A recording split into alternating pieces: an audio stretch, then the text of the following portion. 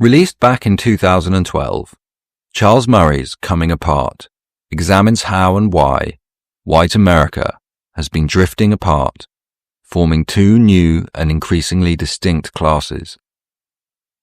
Drawing from David Brooks' analysis in Bobos in Paradise, Murray notes how the previously separate groups of bourgeois and bohemians have merged together. Previously, the bourgeois were the square, practical ones. They defended tradition and middle-class values. They worked for corporations and went to church. Meanwhile, the bohemians were the free spirits who flouted convention. But by the 1990s, everything had gotten mixed up. It was now impossible to tell an espresso-sipping artist from a cappuccino-gulping banker.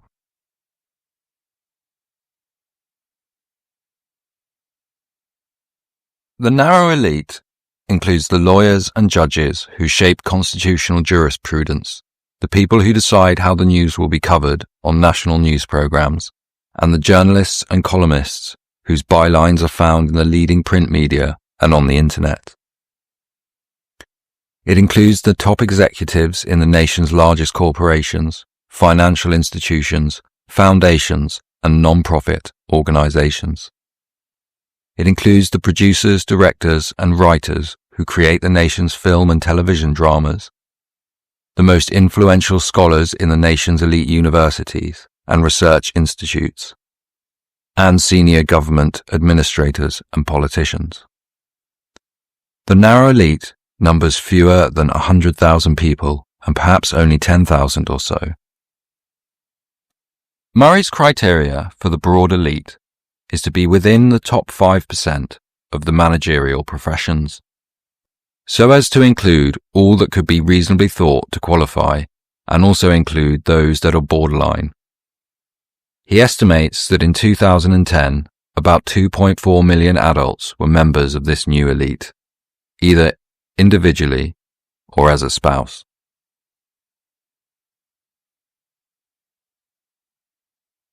Murray demonstrates how this new upper class differs from the old establishment. As of 1960, the people who had risen up to the top had little in common except their success. The world in which David Rockefeller, the biggest name in the establishment, grew up could not have been more different from the world of the Jewish immigrants and sons of immigrants who built Hollywood and pioneered radio and television broadcasting. The men who were the leaders at CBS News in 1960 included the son of a farmer from North Carolina, Edward R. Murrow, the son of a Kansas City dentist, Walter Cronkite, who dropped out of college to become a newspaper reporter, and a Rhodes Scholar, Charles Collingwood. Dwight Eisenhower's initial cabinet was called 9 Millionaires and a Plumber, but only 2 of them had been born into affluent families. The others included 2 sons of farmers, the son of a bank cashier, the son of a teacher, and the daughter of the only lawyer in a tiny Texas town, and the son of parents so poor that he had to drop out of school to help support them. The Kennedy's administration's nickname was Harvard on the Potomac, but his cabinet was no more elite than Eisenhower's had been. Attorney General Robert Kennedy was rich and Harvard educated, and Treasury Secretary Douglas Dillon was a fully fledged member of the establishment. But the others consisted of 3 sons of small farmers, and the sons of a sales manager of a shoe company, the owner of a struggling menswear store, an immigrant factory worker, and an immigrant who made his living peddling produce. A narrow elite existed in 1960 as in 2010. But it was not a group that had broadly shared backgrounds, tastes, preferences, or culture. They were powerful people, not a class. Really funny, makes me laugh. That's worth something. I mean, it's true. He is basically this very nice person. But last night, the argument was about where you sit in the movie theater. He says, right brain people sit on the left, so now I'm not creative. I haven't said a word to him about his polyester shirts. Am I allowed to have a relationship with someone who wears polyester shirts? They're not even blends. This is 30-something, a television series that first aired in September 1987, Murray identifies the program as one of the first attempts to portray this new culture. The culture depicted in 30-something had no precedent, with its characters who were educated at elite schools, who discussed intellectually esoteric subjects, and whose sex lives were emotionally complicated and therefore needed to be talked about. The male leads were on their way up through flair and creativity, not by being organization men. The female leads were conflicted about motherhood and yet obsessively devoted to being state-of-the-art mothers. The characters all possessed a sensibility that shuddered equally at Fords and Cadillacs, ranch homes in the suburbs, and ponderous mansions, Budweiser and Chivas Regal.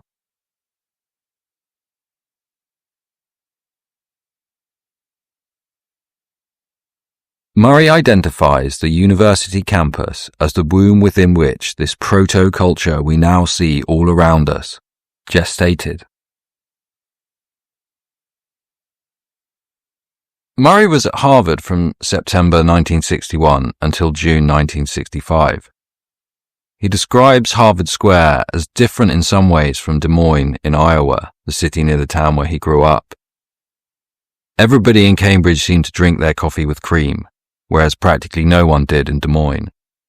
The Brattle Theatre was famous for its Bogart festivals during the reading period and had a little bar in the basement that probably didn't have a counterpart in Des Moines. The kiosk at the Harvard Square MTA station sold foreign magazines that couldn't have been bought in Des Moines. Just off the square was Cardullo's specialty shop that sold things like tinned pâté and Cadbury's chocolate, hard to get in Des Moines. There was live folk music at Club 47 on Mount Auburn Street, where Joan Baez had recently gotten her start. There were about 10 times more bookstores within a few blocks of Harvard Square than in the entire city of Des Moines. But that was about it. But this is not to say that the faculty and students of Harvard and MIT shared the same tastes and preferences as everybody else in Cambridge. Rather, there weren't enough of them to impose their will. They were a majority in only a few neighborhoods. A few years earlier, in the 1960 census, just 18% of the adults in Cambridge had college degrees, and Cambridge's median income was just $43,641 in 2010 dollars. In 1963, the Harvard Square had not yet begun to draw in young professionals who decided that they preferred Cambridge to the suburbs.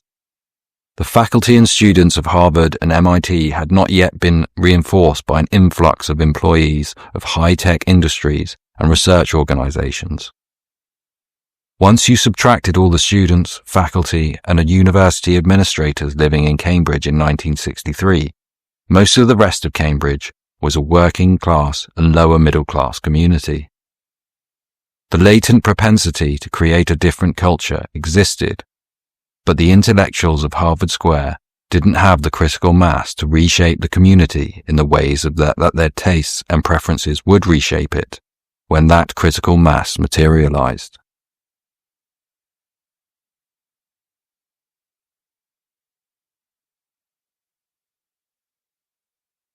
The human impulse behind the isolation of the new upper class is as basic as impulses get. People like to be around other people who understand them and to whom they can talk. Cognitive segregation was bound to start developing as soon as unusually smart people began to have the opportunity to hang out with other unusually smart people. The yearning for that kind of opportunity starts young. To have exceptional cognitive ability isolates a young person as no other ability does. The teenager with exceptional athletic ability who becomes the star quarterback has lots of people who are eager to be his friends, even if he is shy or socially awkward. The teenager with exceptional interpersonal ability is one of the most well-liked kids in the school. That's what exceptional interpersonal ability does for you. But the math star who possesses only average interpersonal ability is seen as an oddball. He has just one or two classmates he can talk to about what he's good at, if he's lucky, and he may have no one at all. The teenage girl with average interpersonal ability and exceptional verbal ability has the same problem. If she has fallen in love with the poetry of T.S. Eliot, she is hard-pressed to find anyone else who will understand why. Her classmates already don't get her jokes and are put off by her vocabulary. She knows that if she were to try to talk about Ash Wednesday, she would at first get blank stares and then be teased unmercifully. This process is then reinforced by the increase in homogeny, the breeding of individuals with similar characteristics.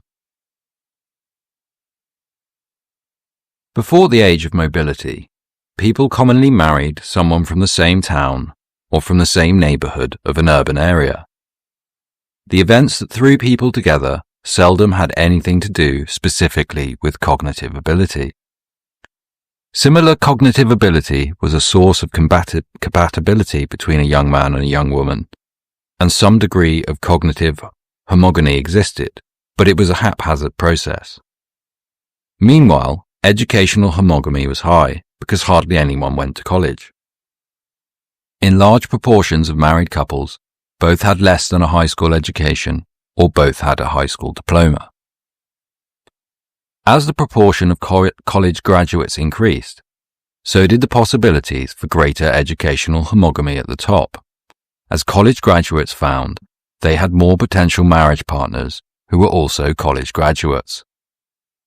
Drawing on the extensive technical literature and the CPS, sociologists Christine Swartz and Robert Mayer examined trends in assortive marriage, as it is known in the jargon, from 1940 to 2003. They found that homogamy has increased at both ends of the educational scale. College graduates grew more likely to marry college graduates, and high school dropouts grew more likely to marry other high school dropouts. This table illustrates the huge increase in both percentage of inhabitants who are college educated, along with the rise in the median income expressed in 2010 dollars in well-known elite neighborhoods across the major cities of America. How important are these relatively few elite towns and urban neighborhoods? Hugely so, precisely because they are so few, and yet home to so many in the broad elite and to an even higher proportion of the narrow elite. Local freedom perpetually brings men together and forces them to help one another, in spite of the propensities which sever them. In the United States, the more opulent citizens take great care not to stand aloof from the people. On the contrary, they constantly keep on easy terms with the lower classes. They listen to them. They speak to them every day. That's not true anymore.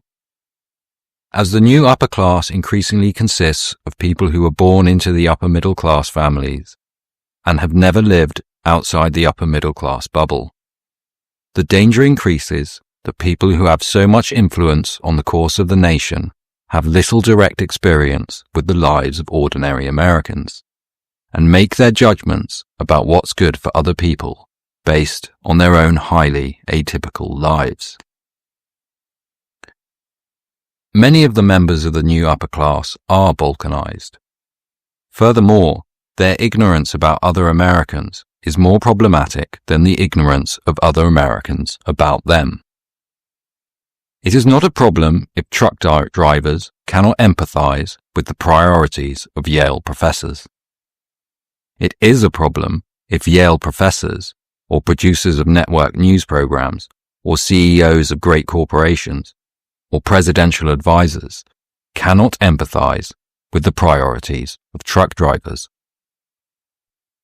It is inevitable that people have large areas of ignorance about how others live. But that makes it all the more important that the members of the new upper class be aware of the breadth and depth of their ignorance. Murray posits 4 founding virtues of industriousness, honesty, marriage, and religiosity as the bedrock of early American life. Drawing heavily from Francis Grund's The Americans in their moral, social, and political relations. Grund writes, "The American Constitution is remarkable for its simplicity, but it can only suffice a people habitually correct in their actions, and would be utterly inadequate to the wants of a different nation. Change the domestic habits of the Americans, their religious devotion, and their high respect for morality, and it will not be necessary to change a single letter of the Constitution in order to vary the whole form of their government."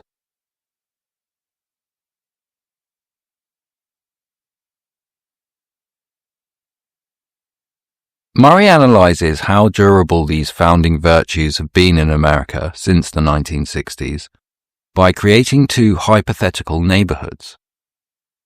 The first is Belmont, where everybody has a bachelor's or graduate degree and works in high prestige professions or management or is married to such a person. And the second, Fishtown, where nobody has more than a high school diploma and everybody who has an occupation is in a blue-collar job, mid- or low-level service job, or some low-level white-collar job. Essentially, the top 20% and the bottom 30%. Murray then charts trends in what has happened to the founding virtues in both Belmont and Fishtown.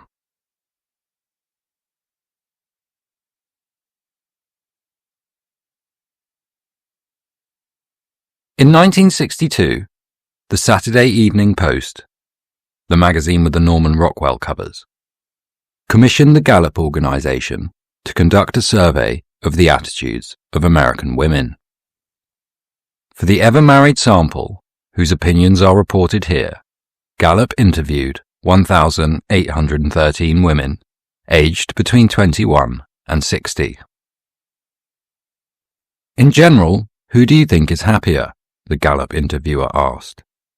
"The girl who is married and has a family to raise, or the unmarried career girl?"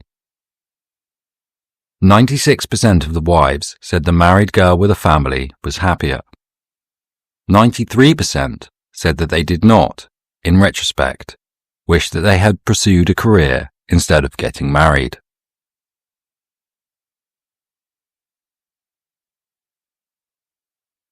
What Murray finds that might surprise some is the vast divergence in the marriage rates between the fictional neighborhoods of Belmont and Fishtown in the period 1960 to 2010. Having been 95 and 85% respectively in 1960. By 2010, marriage rates in Belmont had reduced slightly to 90%, but in Fishtown they had plummeted to just 50%.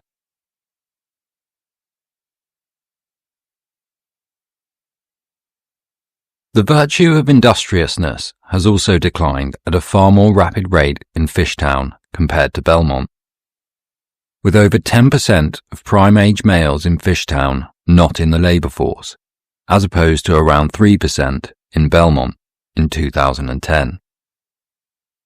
Murray provides evidence that this is a trend that rises regardless of the national unemployment rate, and is accompanied by a large increase in the people out of the workforce due to disability, from around 1% in 1960 to almost 8% in 2010.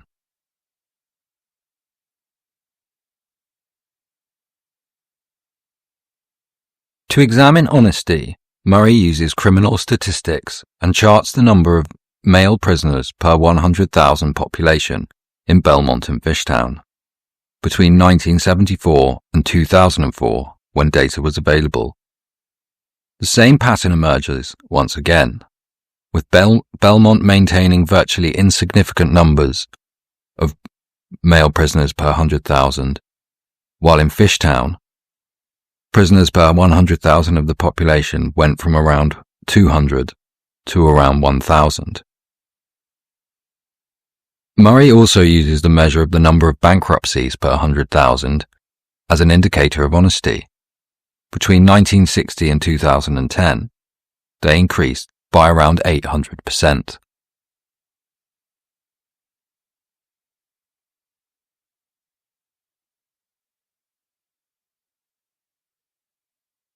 While there has been a reduction in religiosity in both Belmont and Fishtown, it has been more pronounced in Fishtown. Murray categorizes people as de facto secular if they attend church once a year or less. Under this definition, the numbers of non-religious has risen to 40% in Belmont and over 60% in Fishtown. When we talk about classes, we reflexively resort to stereotypes. It is hard to think about the new white upper class without envisioning big houses with Mercedes parked under the porticos, or to think about the white new lower class without envisioning broken down cars rusting in front yards. But classes don't work that way in practice. The rich and the rednecks are mixed in with other people who qualify for the upper class or lower class, but are nothing like the stereotypes. This is especially true of the members of the new lower class. Most don't have anything obviously wrong with them. A better way to think about the new lower class is in terms of your own extended family or in terms of the stories your friends have told you about their families. At least a few relatives in those circles will be people who have never quite gotten their acts together and are the despair of their parents and siblings, even though they seem perfectly pleasant when you meet them. That's mostly what the new lower class involves. Individually, they're not much of a problem. Collectively, they can destroy the kind of civil society that America requires. If one adult man lives with his hard-pressed sister and her family because he can't manage to hold on to a steady job, that puts a lot of stress on the sister's family. If many adult men in a community are living off relatives or girlfriends, that puts lots of stress on the community. A man who fathers a child without marrying the mother may be a nice guy who is sorry it happened, and he may be trying to do what he can to help out.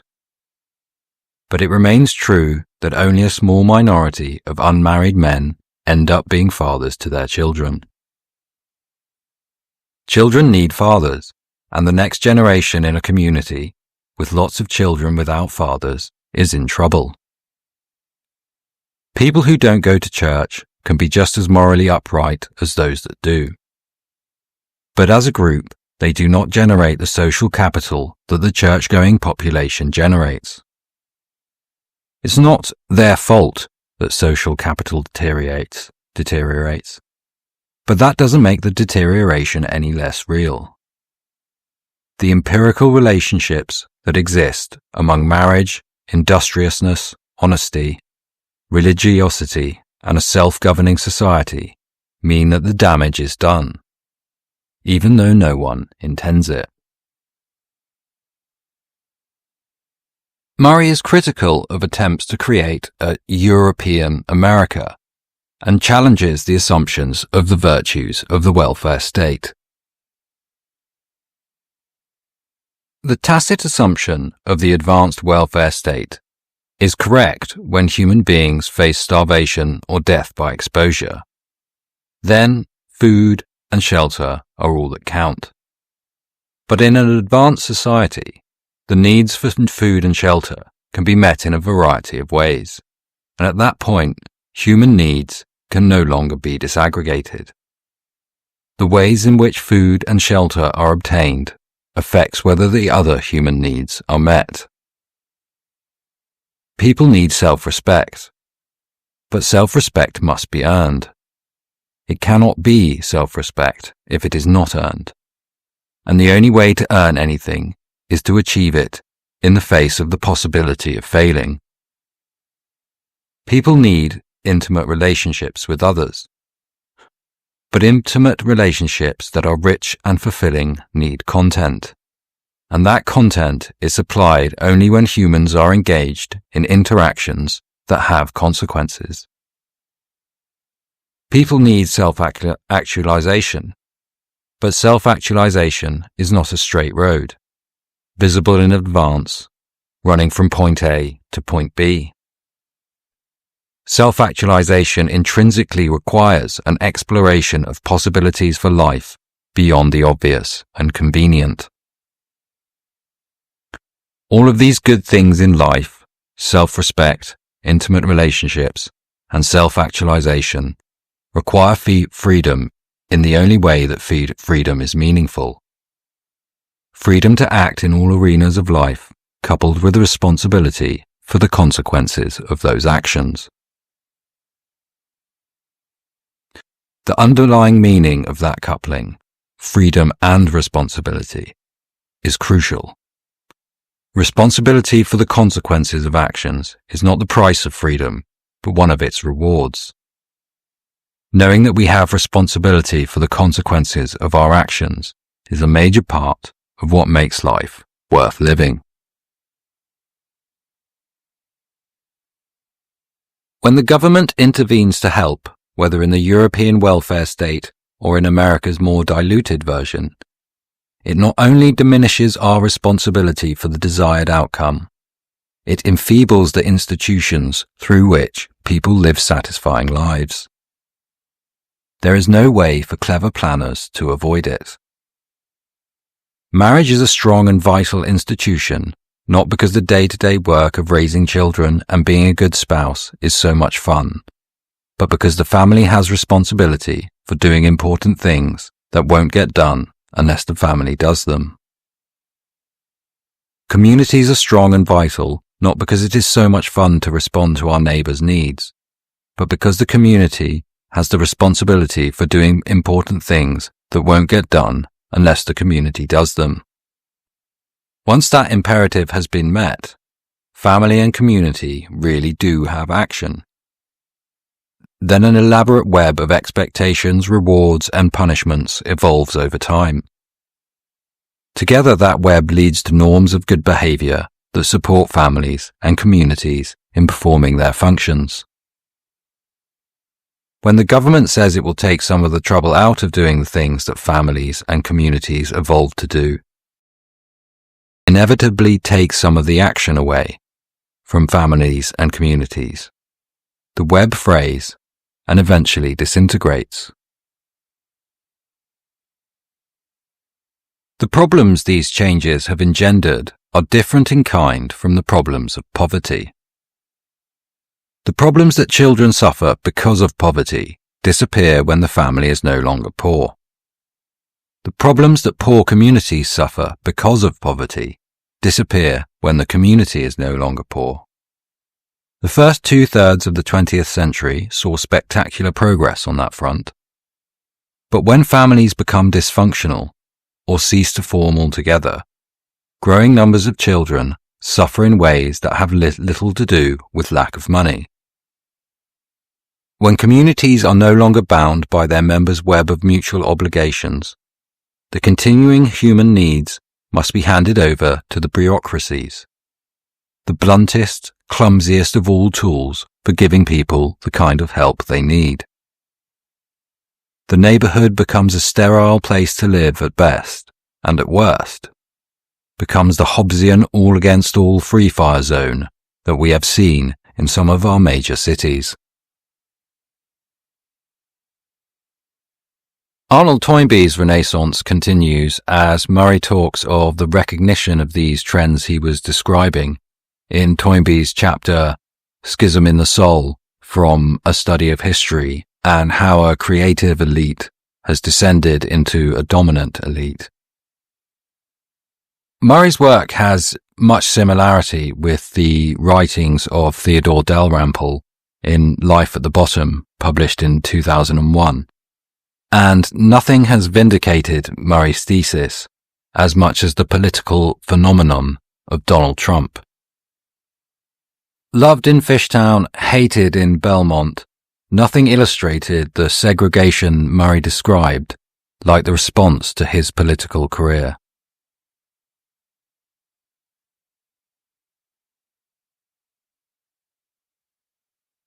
Murray encourages the reader to reflect on their own experience to help recognize the proliferation of this new elite class.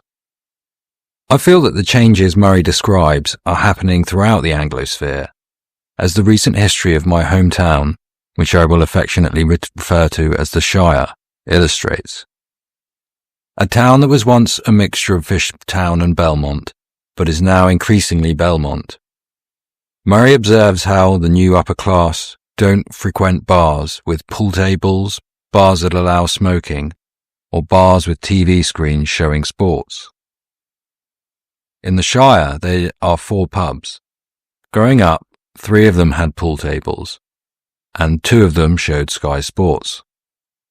Today, none of them have pool tables, and none of them show Sky Sports. And a 4-bedroom home will cost you over £500,000, even though it's really just a Dino box with a bow on it.